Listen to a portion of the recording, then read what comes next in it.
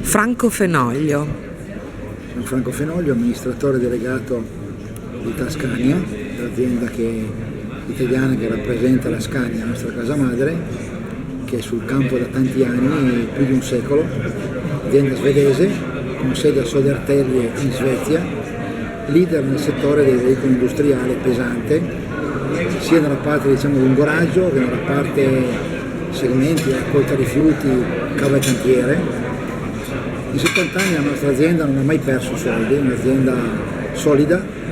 E perché questo? Perché ha sempre lavorato per il cliente finale, cercando di dare veicoli affidabili, sempre disponibili, che consumano poco e soprattutto con la caratteristica dell'ecosostenibilità. In questi tempi sappiamo che la parte environmentale è la parte molto importante, la parte in cui noi dobbiamo combattere molto, e Scania è sempre stata molto innovativa. Abbiamo 3.500 ingegneri che tutti i giorni studiano il camion del futuro, non solo a gasolio ma con tutte le possibili altre biodiesel, elettrico, ibrido, quindi siamo all'avanguardia su tutto. Di questo siamo molto fieri, abbiamo delle persone che lavorano molto bene, anzi lavoriamo con un concetto di squadra molto forte.